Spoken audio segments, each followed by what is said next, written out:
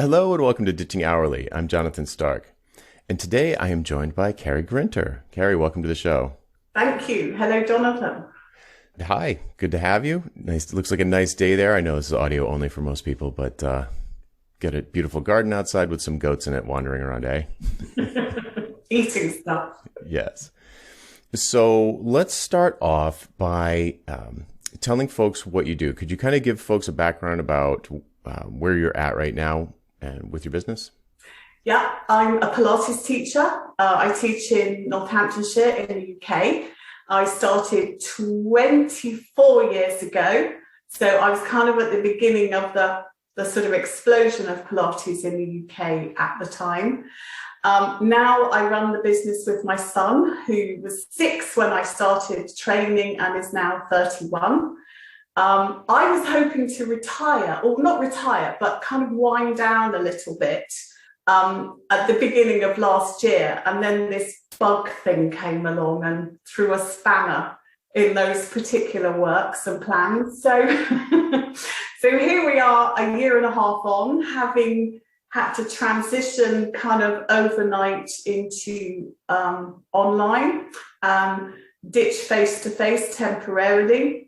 And now we're building back up again. So that's where we're at. Fascinating. So let's talk about the remote challenge, the not face-to-face challenge first, because Pilates, for those who don't know, it has like a bunch of kind of large equipment. So how do your remote people deal with that? Okay, so we predominantly are mat based. Okay. So we do mat classes with small equipment. We do have reformers in our main studio, but we were teaching in 4 locations across the county where we live. My main studio is based at the county cricket ground in Northampton, where the equipment stuff was. So we literally had to shut that overnight. And that was quite tough, to be honest, because I started there I always jokingly say, I started my business last century, because of course I did. I started at the cricket ground in 1999, March 1999. So it was exactly 21 years almost to the day that I started there. And I found myself on the day before lockdown having to, close the building, turn the lights off and, set the alarm and padlock the gates. Driving home in tears, thinking this is 21 years of my life, and my working life has been in this building. And, I don't know when we're going to go back in there again. And so as it happened, it wasn't until the 1st of October. Oh, wow. Yeah, so it was a long haul to get back to class in my studio. And do you rent that or you own it? No, I rent it. Paying rent the whole time while it was closed? Yeah. So no, they were great. I was really lucky that, actually they were really, really understanding. So yeah, we were good, unlike a lot of people. So we literally in 9 days, we turned it around. So, I mean, at the time of COVID closing down the world, we had 400 people in class every week in 3 venues, paying a monthly direct debit. And that went overnight. Wow. So we had to sort of, email everybody and say, okay, this is what we're going to do. We're going to go online. We dropped the price right down to literally a £5 a class because we didn't know that we could deliver it. Right. And, our sort of USP has always been small classes, hands-on. We're not there. I haven't got a microphone I could run a small nation with. I'm not bouncing around, in leg warmers or whatever, having my own little workout. I've spent 24 years bending over people on the floor or pulling springs or, moving equipment around. Right. So that's been our passion, if you like. And I guess a lot of the people we teach are people with back problems. So that's been our sort of speciality. So it's like, could we do that? Could we deliver that online? So we dropped the price right down. And we had we gave them two options. So option one is we put your direct debit on hold until we can start again. Mm-hmm. Option two, we reduce your direct debit to £5 a class, and we put you into an online class. And some of them came up with option three. And option three was, we want to do online, but keep the money the same. Don't reduce the money. I'll carry on paying you what I was paying before. Mm-hmm. So isn't that interesting? Cue lots of crying. Right? It's interesting, isn't it? Yeah. We had, so just to maybe commiserate there, I have two similar situations in my life where I'm the customer. And one was my personal trainer who I saw twice a week for years. And I was like, when it first happened, he didn't know what he was going to do. He didn't know what Zoom was. He's just not a computer guy. And, I was like, well, he just was like, well, I guess we'll just stop having appointments until we see what happens. I was like, no way, dude. Like, I won't do anything. And he was like, well, I'll just make you the weekly, the 2 sessions each week. He has this little like plan, and he's like, I'll just keep making your plans and send them to you. Don't worry about it. You don't have to pay me. And I was like, all right. And he sent them to me, and I did one.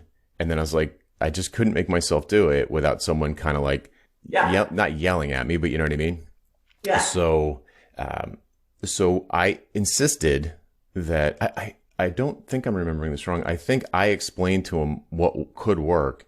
And in 1 week, he had all of his clients plus some new ones that were remote doing remote Zoom classes, because the value isn't in me showing up at the gym.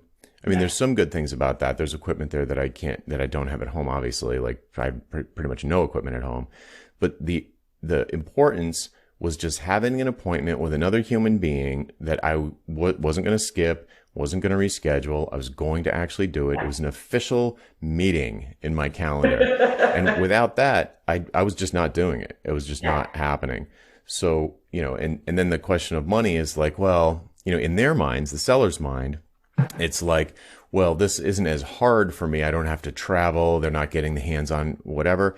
But at least in my case, in the buyer's mind, that's not really what I'm paying for. What I'm really paying for is to actually do it. And I know that if I don't have an appointment with another person, I am not going to do it. And then, before you know it, 2 weeks turns into 2 months, turns into 2 years.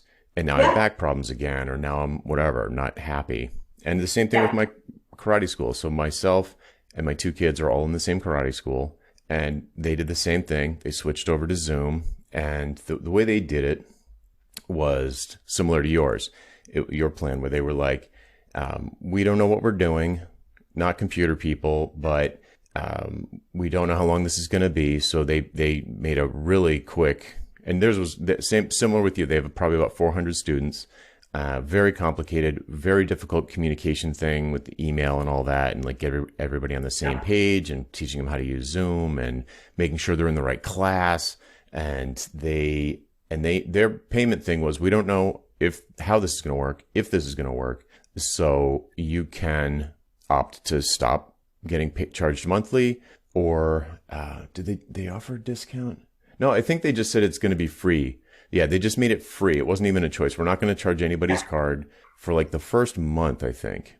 And after that, definitely by the end of that first summer, they were like, okay, we're going to start charging again. So, it was kind of like up to everyone if they were going to stick with it. And I don't think they had gone back to any in person. It might have been, well, it doesn't matter. But the point is that I appreciate what a huge undertaking that is to switch into an online version. But just to give you some reassurance from the other side, and maybe you've heard this at this point, the appointment is the important thing, really, for me. Absolutely. Okay, so what was your experience? And this is actually going to factor into pricing and other things too. So it's not just a fun walk down memory lane, or not so fun walk down memory lane. So what ended up happening? We're months and months into this. We lost a few people completely because they didn't want to do Zoom.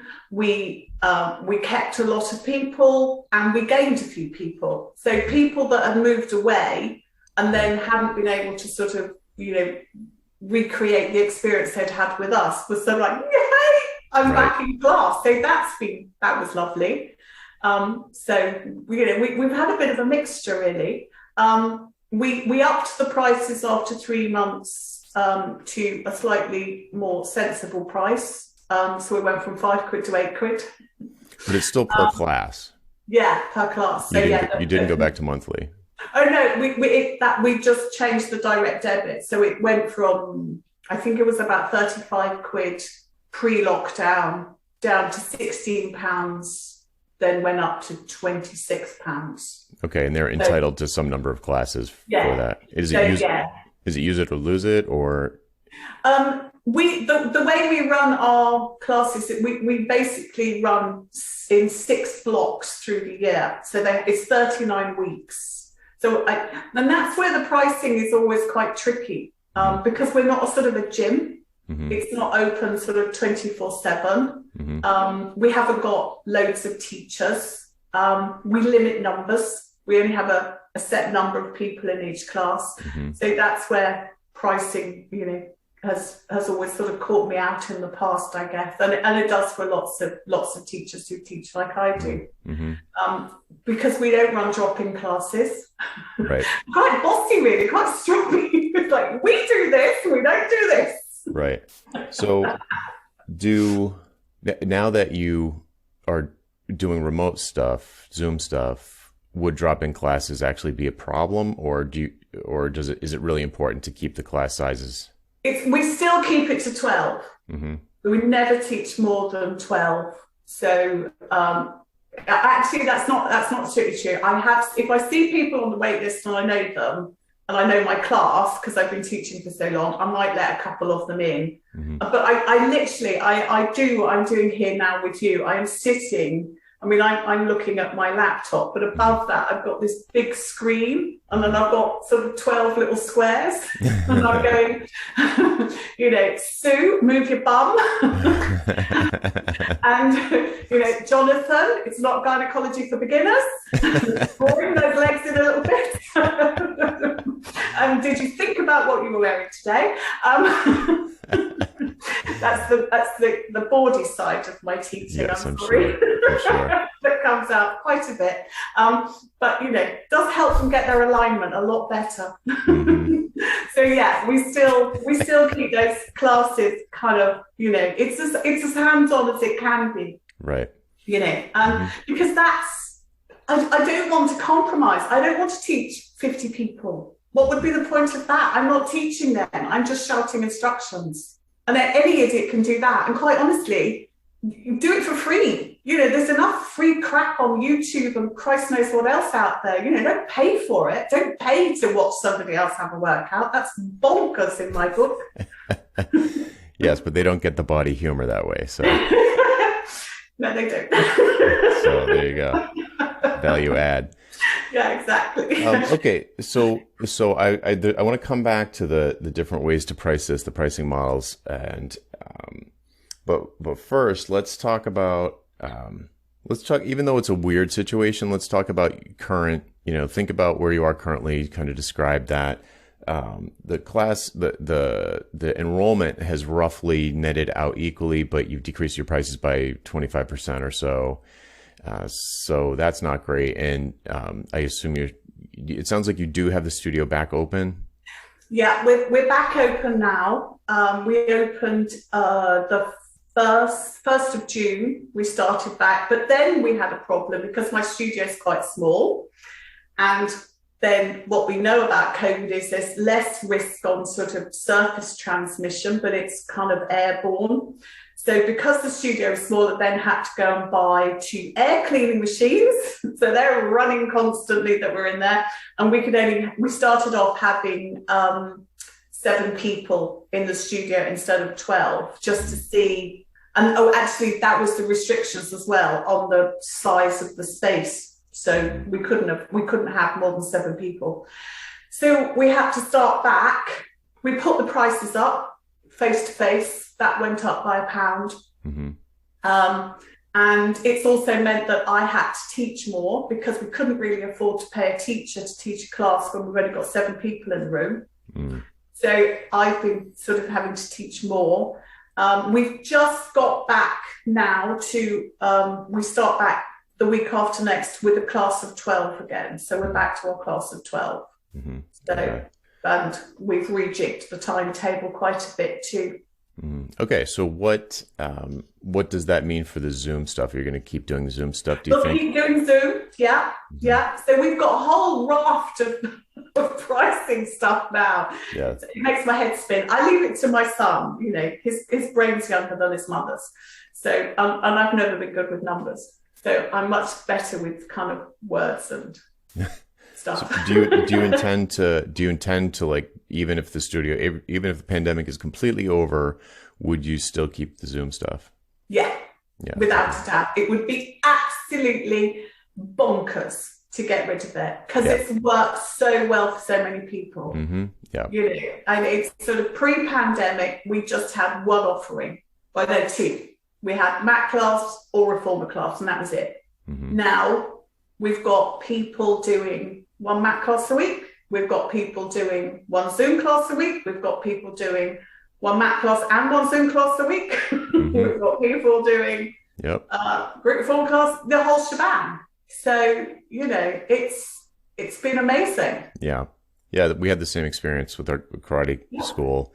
We're doing, the kids are doing one socially distanced in person. They're still not allowed to be max capacity where we are. So they've got masks on and they're spaced way out. And then we do one Zoom class with them each week. So they're still you're supposed to do at least 2 classes a week. And, and it's, I mean, as the chauffeur of the family, it's, pretty nice. Actually, my wife did some chauffeuring this week, but usually it's me driving back and forth and back and forth. So being able to cut that in half is pretty nice. And it's, you know, of course, there are some things in the class that you can't do in the house just because of space constraints. We don't have like a giant basement. So, you know, doing like, you know, jump spinning back kicks, just kind of like smash into the TV. And, take the light fittings out. Really popular. Right. So do you notice, is there any pattern either demographically or psychographically between the folks who seem to prefer the Zoom experience for all the reasons, don't have to travel, don't have to whatever, brush your teeth, you know, and then the in-person, is there a group of people that just hated Zoom and couldn't wait to get back into the class, and what do those people have in common? And are there people who much prefer the Zoom experience? It's honestly, you would think that it was going to be the older people that would hate the Zoom and be absolutely resistant to it, and the younger ones that didn't want to do it. And there is there's no pattern whatsoever. It's beyond bizarre, if you like. We've got older people perfectly happy on Zoom, and we've got others that, you know, just couldn't wait to get back.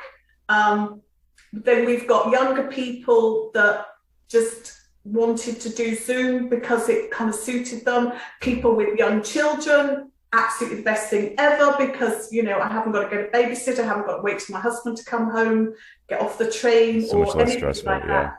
Yeah, it's just, it's completely random. We've got people that have got health, you know, they're clinically vulnerable. Mm-hmm. So they're happy because they can stay safe and they're still getting their Pilates class, you know, they're still keeping backs healthy and heaven knows what else. So yeah, I mean, geographics take as a little bit of that because some people were driving quite a long way to come to a class. So, you know, they're happy that they're not spending 2 hours to do a 1 hour Pilates class.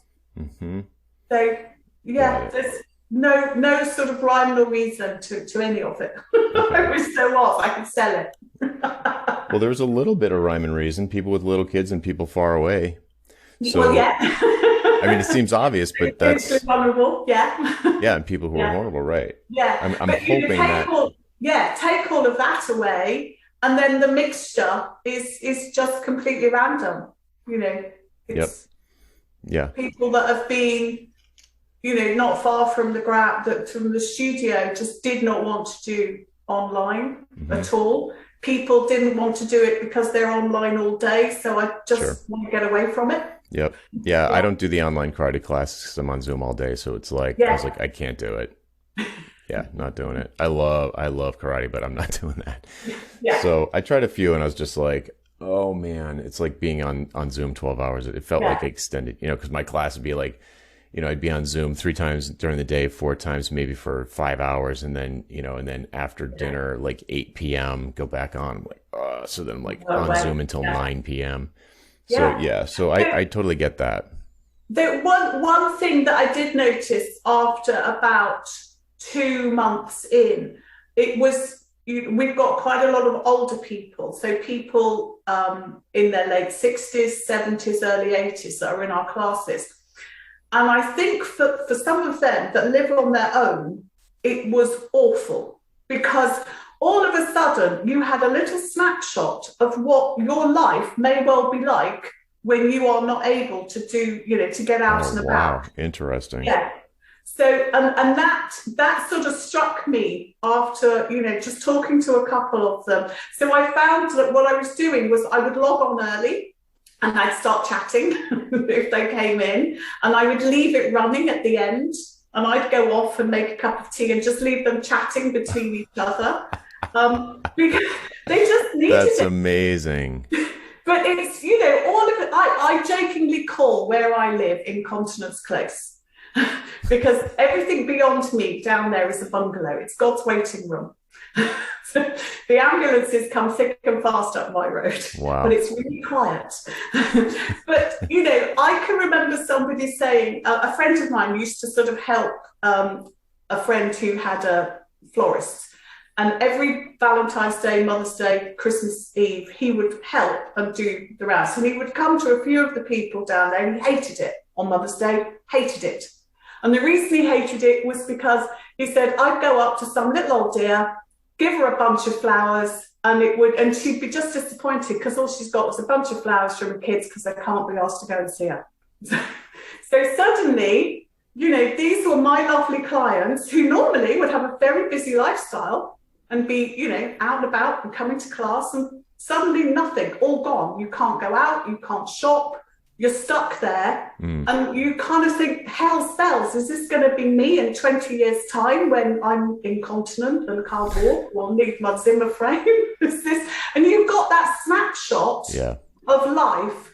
And actually, that's when the mental health stuff really kicks in.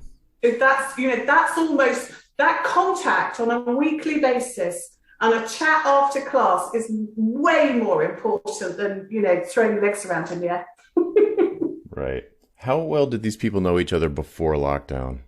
The classes get to know each other because I've still got the first person that ever got in touch with me when I first qualified in 1997. She's still in class. Wow. So that's because I'm just such a crap teacher, probably. Hopefully she'll get better. But they do tend to stay. We have incredible longevity with our clients. So they do get to know each other. So yeah, it was really nice for them to see, the same faces. We tried to put them into the same classes. We had a pretty much a similar timetable to what we had before as much as we could. So the same faces were in. So yeah, they were kind of catching up a little bit and how are you doing and all of that. So did you get anybody in Zoom? I know you said you got some people back in Zoom, but did anybody brand new start without ever having seen you in person? yeah. How did those clients Yeah. come in?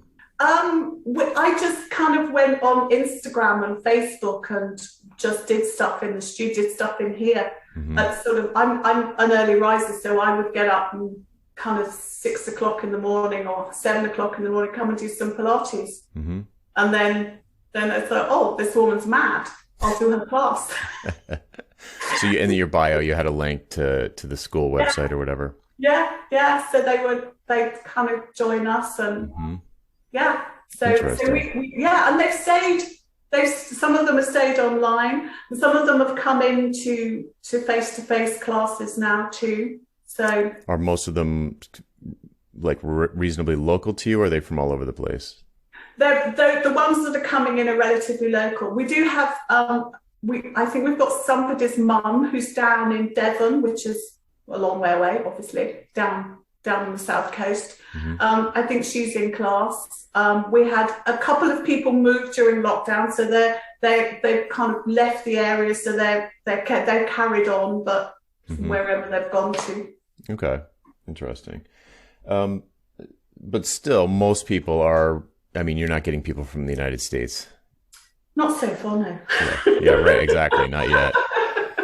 But who knows? Maybe now. Maybe If you, now. yeah, if you've got a dodgy back, or your pelvic floor is hanging between your knees, then feel free. Well, I do have a dodgy back, and I went to Pilates. There's a Pilates studio right around the corner from me, and years ago it was bad, and someone suggested that I go over to see Cheryl Turnquist, and I went, and it was great. Totally worked for my It lower does. back. Yeah, it was fabulous. Yeah. I should go back actually, or maybe I'll just take your class. So, but we did reformer. We did the machines and stuff. I did a few.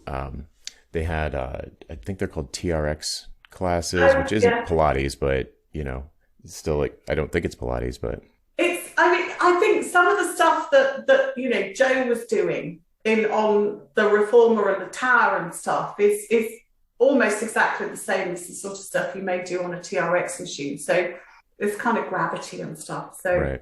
Yeah. yeah. It is a good thing I would imagine it's one of those things that you kind of can get away with, it's like in karate, you kind of can too, but it's good enough.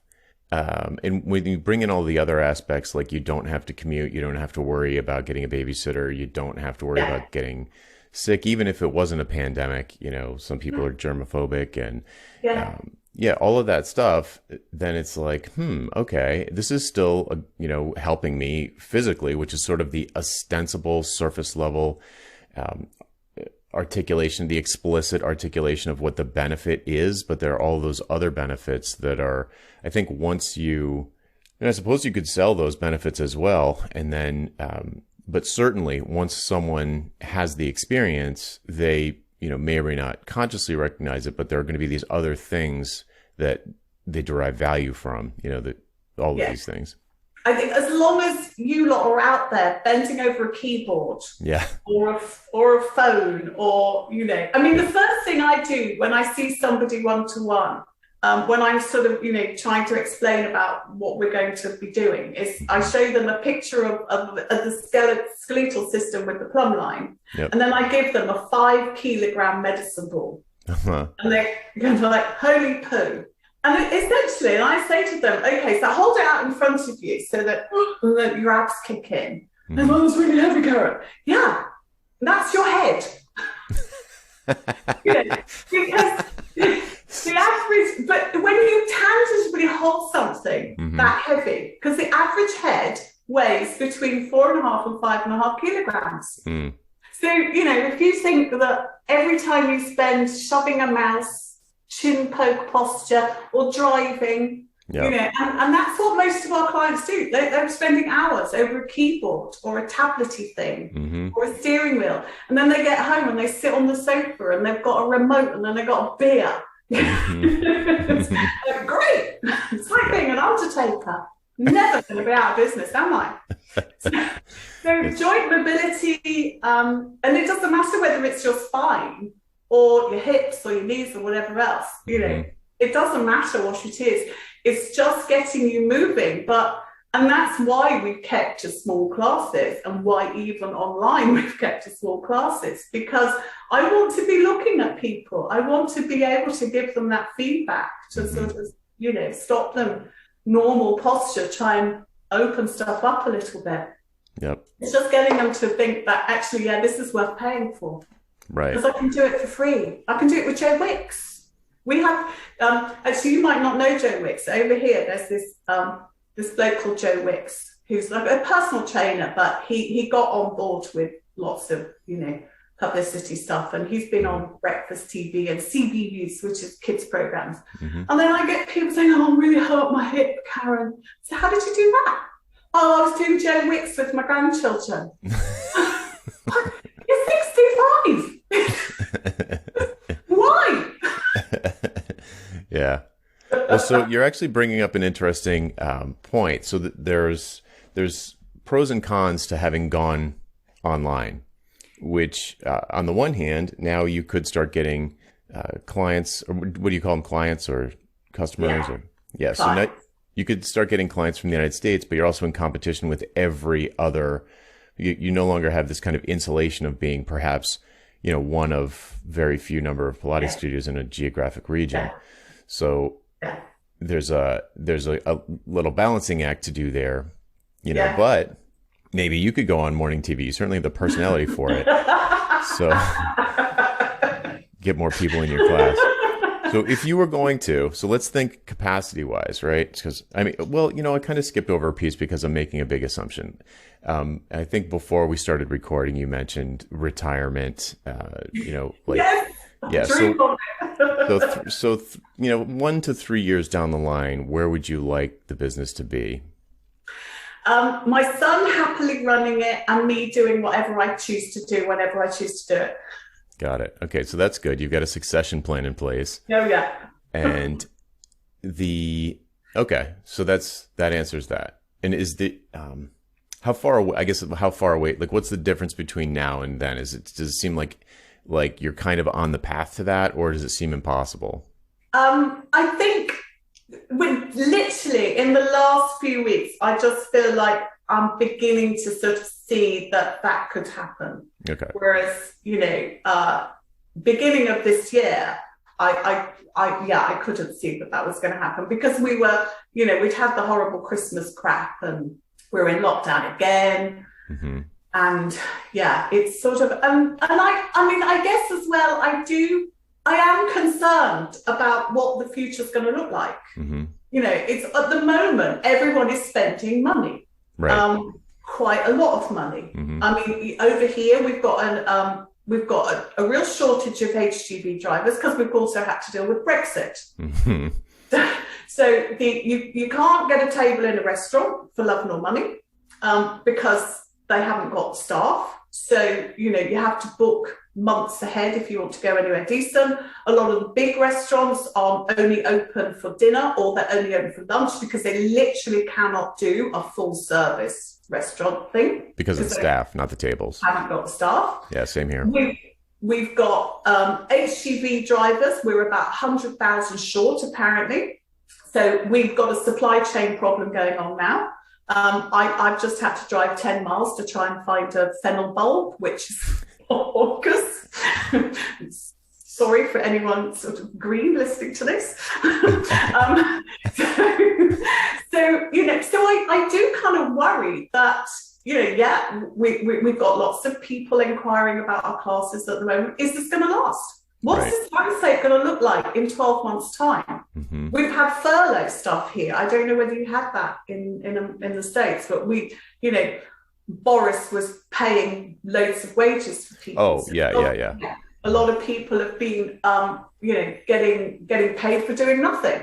So there's loads of jobs going.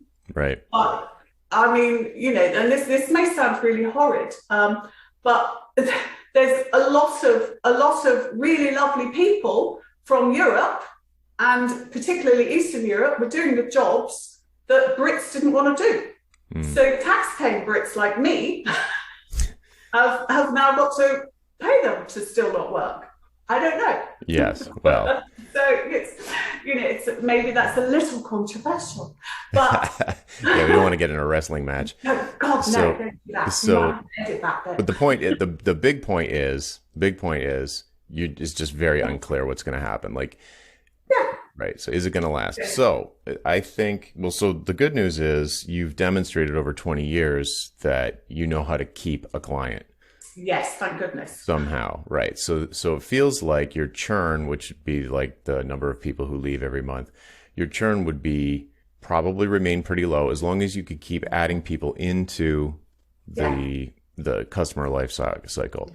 So let's talk about capacity. In your current configuration, how many students could you handle? I think you said 400 at one point, but I think that was in person.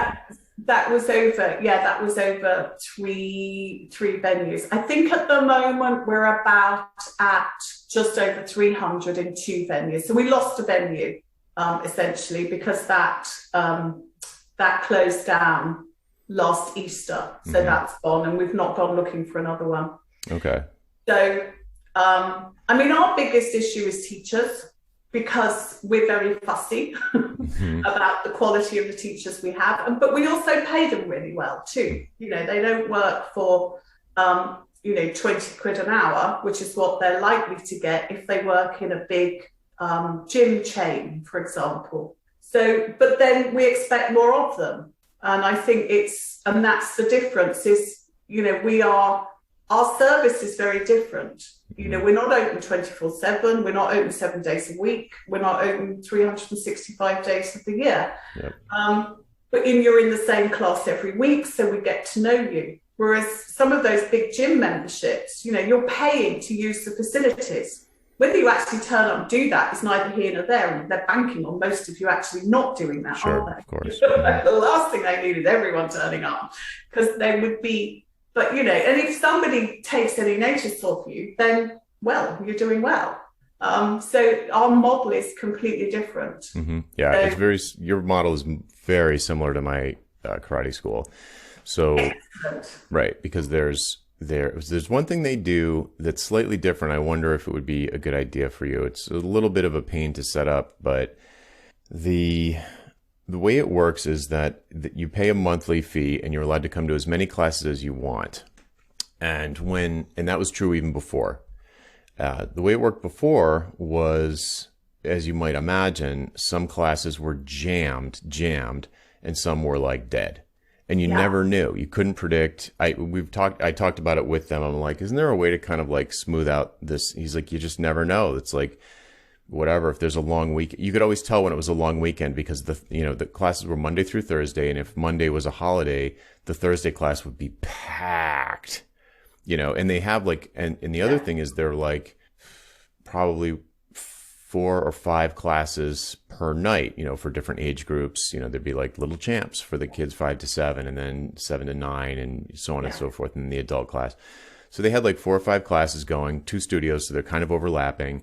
And it was just a crush of people in between classes, like, changing in and changing out. Yeah. So now that they've switched to, and it was a problem, they knew it was a problem, but they didn't come up with a way to solve it. So the way that they do it now, and they're not going to go back to the old way because they like it so much better, is that on Monday they release a new, Oh, the timetable. yeah, and you have to go in and register.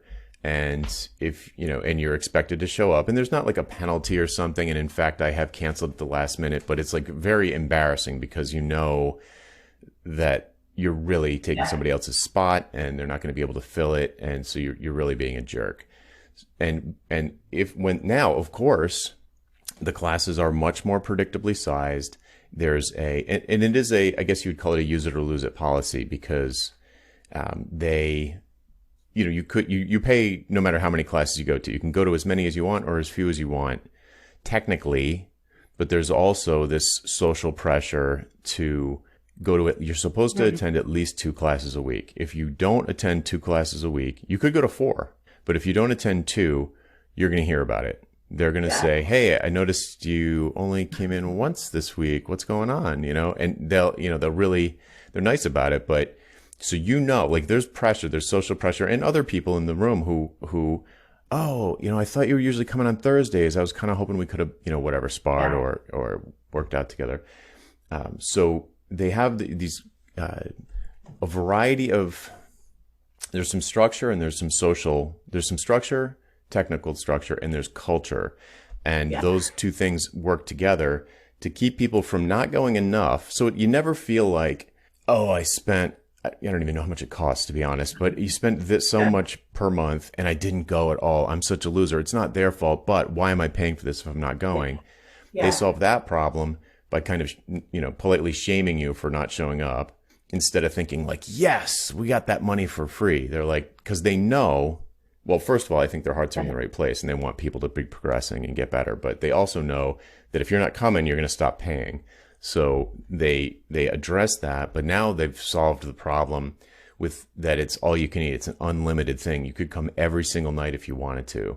And that, like the gym problem, that could be a problem for them. But if you have to register in advance, it fixes it. Do they Do they limit the numbers in those classes? Yes. There are a cap. There must be a cap at some point. Yeah, So there we is. can only physically get 12 people in our Right. space. Yeah. And we wouldn't want, oh, well, as I said, there's no way I would teach more than 12 anyway, because I want that continuity with people. So our clients have a recurring booking. So they're in the same class every single week. Oh, okay. So they don't have to book in, they're just there. They can swap out of it. You know, if they do that, do you remember that thing that we used to do called a holiday? If they, you know, they suddenly have that holiday thing happen again, then they can unregister, and they have a calendar year to catch up. So, you know, if you join in January, you've basically got 39 classes between now and December, as long as you are paying your direct debit. So if you've swapped out of any classes, you have a calendar year to catch up with them. So it's up to you to look on the system and find a space and swap in. Right. But you kind of just they kind of picked it once and then that's it until they change it at some point. So they're coming on Tuesday and Thursday at 5. Yeah. Forever. And that's it. Yeah. So that helps. And most of them, and I think, you know, because they're paying for it and they know, you know, I mean, I do have people sometimes, you think just sending money to my bank account's going to fix their back. Good luck with that. Yeah. So that's okay. If you want to do that, but to be honest, if they do it a couple of times, then I do say, look, if you're not going to come, can I give the space away? Because, you know, somebody else could have it. So, and you know, and we've got email notifications. So if they don't turn up to class, if I mark them as you know, a no-show on the register, they get an email from me. We have this amazing booking system called Go Team Up, who are just fantastic. Oh, really? What's it called? Go Team Up. They are brilliant. I think the guys who build it are in the States somewhere. There's a team over here. But they are outstanding. I have to say, I've been with them quite a few years and I recommend them like crazy. And if anyone wants them, then please tell me, because if you get a referral from me, I get money, which is great. Nice. Yeah, I've got a dog to feed. So, but they are, I mean, they within days of COVID hitting, they managed to get together Zoom integration. We've got on-demand video stuff as well, so we can link all our on-demand. They were absolutely superb. I cannot praise them enough. If you need an online booking system for a kind of gym membership or sports stuff, they're just the very best. That is very good to know. Personally, I was with Mind Body and I just got sick to death of the price going up and up and up every single time. And you know, oh no, you can't have, if you want to do that, you've got to go up to the next level.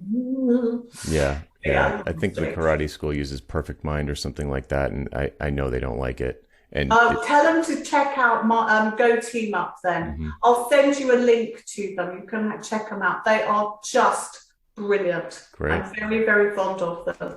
Sorry, I slightly digressed off that. Okay, so but you clarified that, so our karate school basically is all drop-in classes. That's all it is. But now you have to register for them. So would you be able to, well, I'm trying to see, like, where's the capacity? Where's the limit? Like, I mean, I guess it's times of day, because it's, you know, it's, can you drop the kids off from school and then rock up to class? So, you know, 9:30 is a good time. 1:30's quite a good time, because then you've got the day free, then you can go and do class 1:30 till 2:30, then you go to the school run at the other end of the day. 5:30, 6 o'clock, 7 o'clock, around those times you're catching the end of the working day, depending on where people are. So, yeah. So it sounds like kind of people who don't work during the day, or, you know, have the kid drop off thing. What about midday lunch type stuff? Is that just a dead zone? No, it's not too bad. We have reformer classes that are fairly busy at sort of midday. So that seems to work quite well too. So our spread of clients is, I guess the youngest, they're in their late teens and the oldest ones are in their 80s. Yeah. So there's a big spread of ages, abilities, requirements. Okay. And what so you basically have two levers to pull to create, whatever, call it enough money to retire or financial independence or whatever. There's really, you could raise the price or you can increase the number of clients or some combination. Yeah. Right. Because it doesn't sound like, I mean, there's also the lever of cutting costs, but that doesn't seem, I mean, you're paying for teachers and you're paying for space. You probably, you like to pay more for teachers. So it doesn't seem like there's a lot of play in the cost cutting lever. So if you were going to, how would you, let's say you kept your prices the same, but doubled your clients, what would have to happen? We'd have to have a bigger studio so we could run 2 classes simultaneously. Mm-hmm. And we'd have to find probably 5 more teachers to be able to cope with the extra classes. So you have 5 teachers now? We have 8 teachers now. Okay. So we could do it with probably 5 more if they had consistent work. Okay, and do new teachers, is it kind of like the personal trainer model where they bring their own clients, or is it more like you pay them some amount of money per class and we pay them monthly for whatever classes that they've taught. Mm-hmm. So they're all self-employed, and most of them work elsewhere as well, or they do their own stuff too, as well as working for us. Mm. But who actually charges the clients though? Do they or do you? You do. We do. Okay. Yeah, right. They just literally turn up, teach, go. Okay. I mean, slightly more than that, as in, there are a few things that we ask them to do, but generally, yes, we do all the organising, the whole, the timetable, the whole system, all the backroom stuff is all done by us. Good. Okay, good. And okay, so you wouldn't have to double staff to double the clients. No, we could. It's space. Well, what if the doubling was all in Zoom? Oh. Right. We could probably do it with our existing staff if Really? they wanted to do Zoom, and not all of them want to do Zoom anymore. Same thing happened at our gym. They lost like half their trainers. Yeah, we've had some that will have stayed on Zoom because of where they live. They were traveling in to teach at the studio, so now they're happy to stay on Zoom. And we've got others that don't want to do Zoom. Mm-hmm. So, is there a model where you could teach on Zoom, or maybe you do this already? Teach over Zoom from the studio, or does everybody teach from Zoom at home? We all teach from Zoom at home. I teach from here, which is kind of like my little studio space at home, and the others teach from their homes. I guess it's partly because it's really easy to work from home on Zoom. You just need a mat. Yeah. I mean, right. It doesn't need to be flashy at all. And it's kind of nice sort of, seeing their houses and their pets and their, Yeah, it's a little more personal. Right. So it's like, do you really need that chair? Because that's really nice. I've got just the place for it. You're like shopping. Yeah, I know. And you can mute them and then they can sort of, kind of cough, sneeze, scream, fart. Nobody knows. Yeah. It's not the same in class, obviously. So right. I don't have to worry about anything. Yeah, pros and cons. Yeah, exactly. Always. All right, so that seems like all right. So that seems like a big potential. Because you might have to hire different teachers, but you wouldn't have to dramatically increase your costs. No. You wouldn't have to go through it sounds like it would probably be, if you had to hire 5 teachers, it'd probably be pretty hard and to keep them. Yeah, I think, when we did all the sort of sums, when we were when we just had the online classes, all of a sudden, some of the costs that we'd had prior were just not there. Mm. So yeah, it was quite an eye-opener. But I guess, while we were grateful that we were ticking over and, we had such lovely clients keeping us going, I was desperate to get back in the studio and just to get my mitts on people. Right. Yeah, of course. Move them. Right, right. Yeah. So But you wouldn't want to do twice as much in person, probably. Christ, no, I wouldn't want to do twice as much of anything. Right. Half as much sounds better. Yeah. I mean, if we could sort of spread it around with, our lovely teachers that we have, and just, having them working that suits them, and we keep everyone happy and the clients are happy and everything's ticking over, then that's the best kind of thing, I guess. I think it's, is it when you're sort of getting new people through the door, we get people email in and say, oh, I've done Pilates before, I've done it at my gym. And you know perfectly well that is not what we do. So, and I keep saying to them, you need to do a beginner's thing, or you need to do something, because I can't just drop you into class. It would be like turning up for intermediate Russian and you haven't done beginners. It's a little extreme, I know, but and people don't get that. If they've never had experience of our classes, they really struggle to understand that. And it's like, well, what? And I've got to pay? And what? And you're only doing 39 weeks of the year? Well, why can't I come every week? And it's so getting that across is quite difficult, and the pricing for that too, because like the group reformer classes, if they do a reformer class with us, I'm trying to think the membership for that, it's about £58 a month, I think. So that's, but they're only getting one class a week for 39 weeks. So how do you sell that? The benefits? Well, there's only 8 of you. I know what's going on with you, and you're going to get lots of attention, and you're going to get my attention. You're going to get my experience and my input to try and help you sort out your dodgy shoulder, your dodgy hip, your dodgy back. Right. So keep going though, because the first half of what you said was features. In the software business, we call it, those are the features. It can do this. It's better than the other thing because of that. Oh, that's clever. How does it help? What's the benefit? Who cares if you're amazing at what you do? And the answer is because you're actually going to feel better. You're going to feel better faster with someone experienced who's got 20 years in the business, who has their original customers still coming to them. So, okay. So yeah, I'm probably going to have to stop her, aren't I? I don't think so. So here's the... You're never leaving, love. Yeah. It's like a Stockholm syndrome. So, okay. So I have this picture in my mind of using the studio, at least in part. And again, we're assuming there's post-pandemic at some point. Using the studio as an onboarding kind of thing where new students have to come in, or certain kinds of new students have to come into the studio for like an orientation or an assessment or something like that. So they get the feel for it.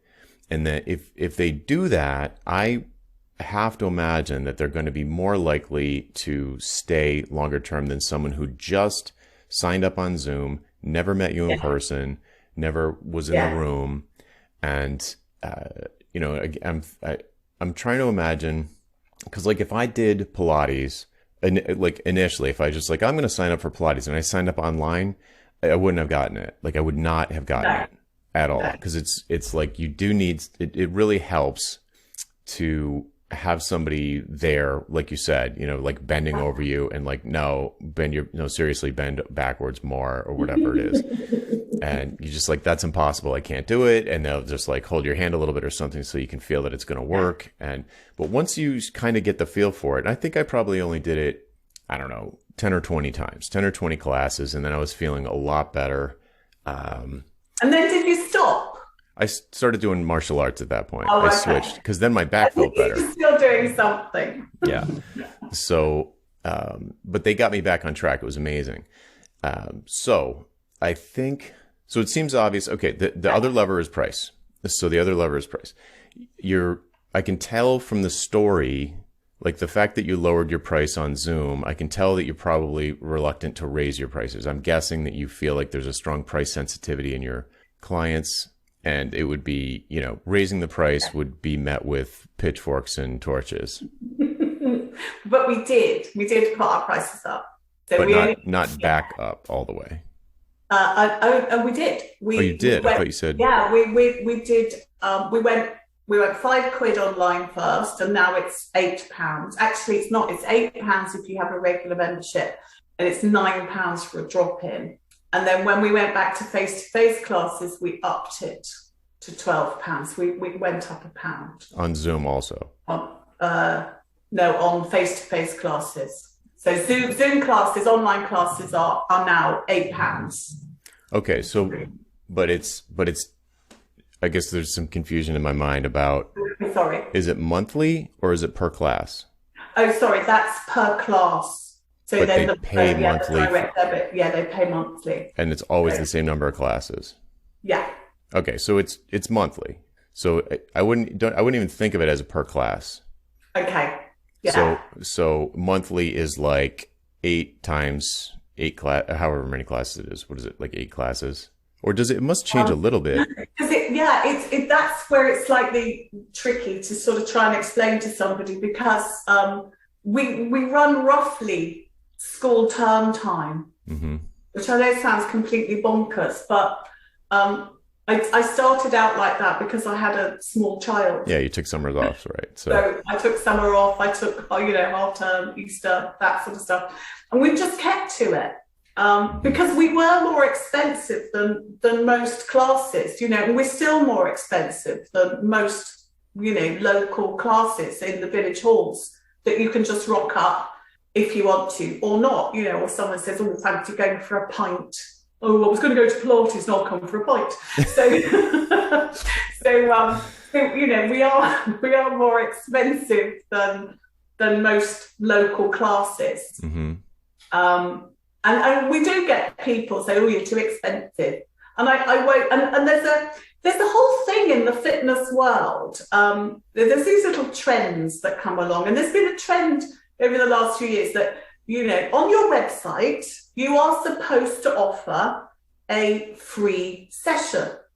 You're also supposed to offer a high value free gift.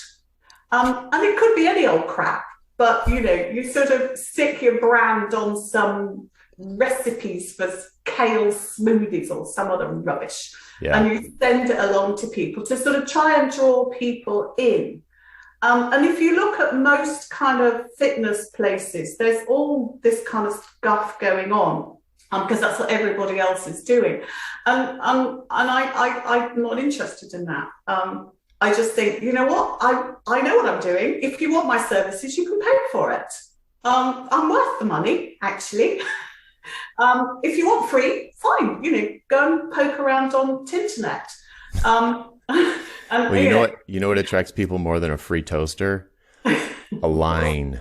If there's a line outside the restaurant, that's going to attract people. Yeah. So if you had a waiting list instead of a free gift or a free trial or whatever, a free session, and you can't sign up, you can't just sign up. You have to get on a waiting list. Yeah. Then that's fine by me. Wait, I'm worth it. Well, see, it demonstrates. Yes, you got the hair flip and everything. I wish this was video. Yeah. So, but if you did that, it is. Here's the thing about the free class, and that puts all that it has what my friend Blair N calls the stench of desperation, and it puts all the power in the client's hands. It's making them the prize. You're desperate for new clients. You're so desperate for new clients that you're giving away free garbage. And instead of, if you flip it around and say, like, this is exclusive, and, not in a fake way, but in a genuine way, because you want to be intentional and thoughtful about who you bring in, and they need to qualify to be a client of yours. That has a powerful, attractive effect on people. And if that was the case, let's say on your website, it's like, oh, click here to join the waiting list or to apply, and have them fill out this big form, right? So they have to do something, tell us your medical history or whatever you would need to, I'm sure you do ask people a bunch of questions. Our form is that long. I tell people, don't do it on your phone. You'll just throw your phone at the wall. There are so many questions to answer. I literally practically need your bra size and inside leg measurement to get into class. Right. So that would be, that's my response to the free session, free gift garbage. That's garbage. So the agree with me. Well, you're doing so many things right. I think the way that you presented the pricing to me was very confusing, and I do pricing all the time. Okay, You brilliant. have monthly pricing. Is it the Yeah, same every month? Same amount every month? yeah, Okay, so it's monthly. It's not per class. yeah. So, They get a bunch of things for this monthly fee, including some classes. yeah, got So to get a I would class. I would I would urge you, I think you will find that it's much easier to talk about it if you say it's monthly. It's a monthly subscription. It's like Netflix for your back. So, Oh, I'm going to use that. oh, please do. Yeah. I used one the other day, actually. It was like, you don't clean, because I've been listening to your podcasts whilst walking the dog or driving to class. And there was one the other day that said, you don't, what was it? You don't floss your teeth 365 times per night before you go to the dentist. I was like, yes, I'm so using that. Because it's that back pain, You it's have it to only keep up with works it. if you do it, once rocking up to class once a week, Hmm. not going to fix your back. Yeah. Yeah. A little Exactly. bit every day, just like flossing your teeth. Right. And the other thing about the waiting list that ties into this kind of exclusivity would be if you had a policy. I don't know if it's explicit or if you just invoke it when needed, but it might be good to explicitly say if you cancel 2 classes in a row, you're on probation, and if you miss one more class after that, you're out. That's brutal.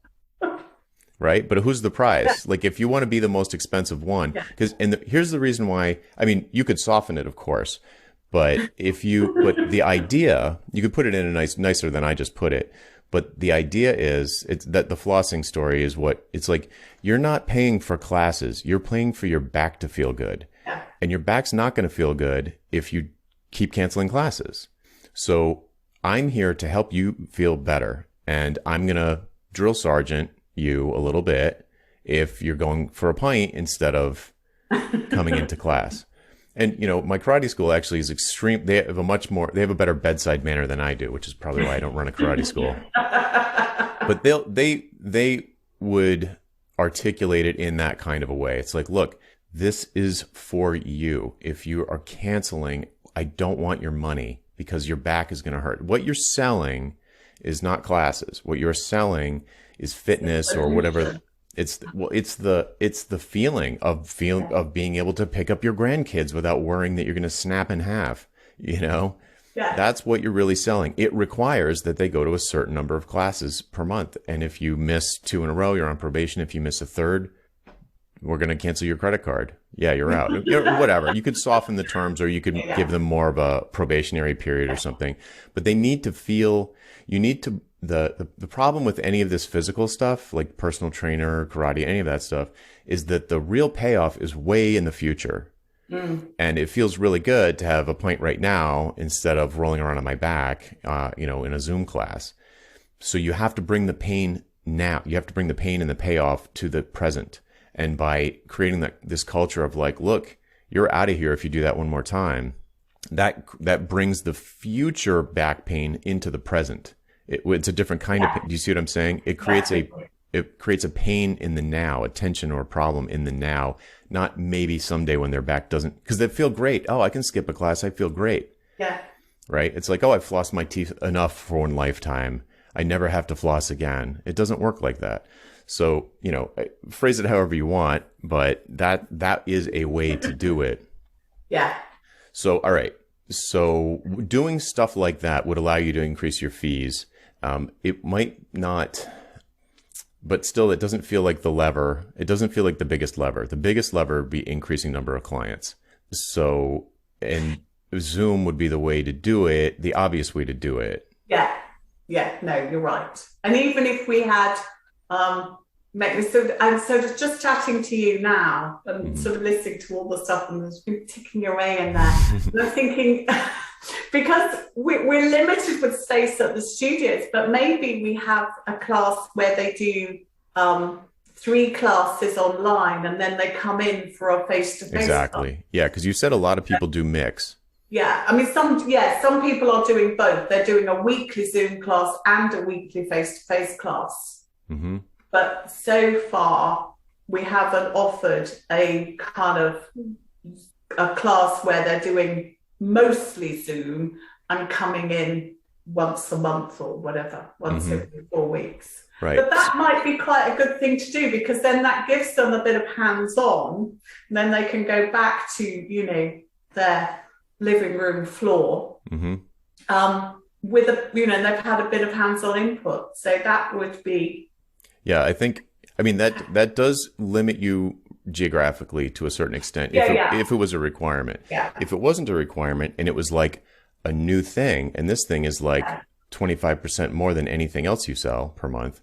Yeah. And the new thing is that you can freely mix one in person per week with, I don't know, 3 or 4. I mean, I don't know how many days a week a person can do Pilates and have it without diminishing returns, but I would think you could do it daily. I mean, I'm sure you do it daily. Yeah. I mean, if we just, I think just moving something daily is kind of fairly important, and you know, it doesn't have to be a whole hour. Right. So you could create a new package that would give you the freedom to experiment with pricing without having to like raise it for 400 or 300 people and deal with the blowback from that. You could say, hey, we're offering a new thing. What's your highest monthly price right now? £108, I think. Okay, so you've got a new £185 a month. Yeah. What is it? You know, create a premium offering, something that, and try not to throw classes at it. Try to throw experience at it. So like, what is the experience that you create that would be premium luxury experience for the cream of the crop subset of people who money's no object anyway, and they want to have this like pristine experience. I don't know. I have no idea what that looks like. Maybe they get champagne when they come into the studio. I don't know. Or some kind of like driving laws around here. I suppose maybe not that, right? But some kind of, I don't know, some kind of pampering, some kind of experience in the studio, like they all get a massage afterwards or something, or who knows? Whatever, I don't know. I'm just like, those are terrible ideas. But like thinking outside of the box, there could be something special about the in-person experience that is unlocked with that tier. So that is one thing you could do, but you know, create new packages and higher tier offerings. But I really think that it seems like the obvious choice would be to scale up the number of clients that are Zoom only. Yeah. Mm-hmm. Yeah. Because your capacity that's where you have all the extra capacity. You don't have to increase your costs probably at a trivial increase in costs. Yeah. No, I mean, it works really well. So, and I think we've really proved that we can teach effectively on Zoom. Yes. It can't possibly be the same experience as being face-to-face. But when I compare other stuff that I've seen, I mean, you know, there are people paying sort of subscriptions of, I don't know, 14, 20 quid a month just to watch somebody to do on-demand videos, just to watch somebody have their own workout. Yeah, we have Peloton. We pay like $70 a month for it. And no one uses it. But that's not the business you want to run. Like, you don't want the gym business model. You want people to feel better. No, exactly. And my whole 24 years of teaching has been getting to know people and making it about them. Mm-hmm. And that is just so important to me. And I mean, I've had teachers that work in that gym environment, and they don't work for us. Because they were always saying, can we move the classes closer together? But why? Well, you know, because then you're not standing there talking to people at the end of class or before the next one. No, knock off. We don't want that. If you want to go and work in that environment, get 20 quid an hour, you fill your boots up. Yep. Because it's absolutely not what I want to do and never have done, which I guess is why we have that incredible loyalty with our clients. I'm sure you're right. Mm-hmm. So that's really important. Awesome. Well, okay. So I think we've identified your opportunity for growth. Thank you. So before we wrap up, because I've been keeping you on for so long, before we wrap up, you need to tell me about your dog pricing story. And we can end on that. This so intensely. So I have a small Jack Russell called Millie, and unfortunately, her bum regularly gets blocked up.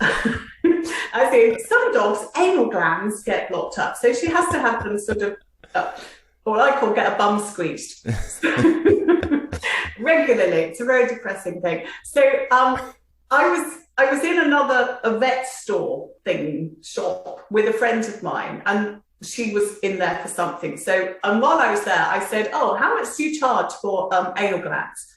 And this guy, there's no polite way to say this, is there? I know. So she said, "Oh, it's £15." I said, "Oh, right, okay." And then she said, "And it's £15 for the nurse." So I said, "Well, so it's 30 quid then?" "No, it's £15." And I said, "But you just said that it's another 15 quid for the nurse." "Yes, it is." I said, "So it's £30." "So why don't you just say it's £30? And she stuck to this thing. I said, "Okay, can I make an appointment then? I just want the anal glands done. I don't need the nurse." "Yeah, but you've got to have the nurse." I said, "Well, I don't want that. So I just want to pay 15 quid." I was just being that's awkward. irritating. And then the vet came out and he started arguing with me. And I said, "Just stop lying and just put what your prices are. You know, either it's 30 quid or it's not. Say it's 30 quid. And I said, "Anyway, I won't be booking in because my vet only charges me £13.50. Yeah, for the nurse and the glands. So the next time I went to my vets, I told them this. And I said, "And actually, I've got an idea for you." I said, "When I go to my coffee shop," I said, "every 10 cups that I pay for, I get a free cup of coffee." I said, could you do a loyalty card for Millie's bum squeezing?" Frequent flyer. To keep me coming back. Otherwise, I might go down the road. So, maybe they teach lessons and you could do it yourself. Then they could charge lessons. No, I'm really happy to pay £13.50 to avoid that experience. Yeah, talk about value-based pricing. Absolutely. Just said, but I think the loyalty card thing should be something that they ought to introduce. Keep you coming back. Yeah, I haven't done it so far, and I have to go about every 4 or 5 weeks. Well, I think they know they have a captive audience. Yeah, I'm going to send her out begging soon. Yeah, pull your own weight, Minnie. You want your bum squeezed? Get out there and earn some money. The hard way. Well, this has been delightful. Hopefully it's been helpful in some way. And it's been brilliant. Thank you so much. Good. I really enjoyed it. I'm now going to flood everybody with it. So if you suddenly get a load of Pilates teachers tuning in, you'll know why. I guess so. Excellent. Well, I'm a big fan. And hopefully you'll keep in touch and let me know what happens. I will, absolutely. Don't you worry. You'll be getting another. Oh God, there's another email from that mad woman in the UK. Well, before we go, tell people where your website is in case they want to check it out. Northampspilates.com. All right. There you have it. Maybe you'll get an influx of Zoom. Maybe I'll get. If I have to do a class where I have to tone things down a bit or change my humour for the stage, so be it. I can do that. It's not a problem. I wouldn't worry. Bunch of software developers sitting around all day with bad backs. Perfect. I've got just the thing for all of you. Neck, shoulders, dodgy knees, dodgy hips, the whole shebang. Excellent. We can cover it all. But I'm not squeezing your mum. And on that note, well, thanks again, and keep me posted. Shoot me an email. I'd love to send out an update. Thanks, Jonathan. Have a lovely day over in the sunny States. Exactly. Yes, you too. Take care. All right, folks, that's it for this time. I'm Jonathan Stark, and you've been listening to Ditching Hourly. Would you like to learn how to get paid what you're worth? How about selling your expertise and not your labor? What about making more money without working more hours? We work through all of this together in the pricing seminar. Registration starts soon, so head on over to thepricingseminar.com to add your name to the announcement list. That URL again is thepricingseminar.com. I hope to see you there.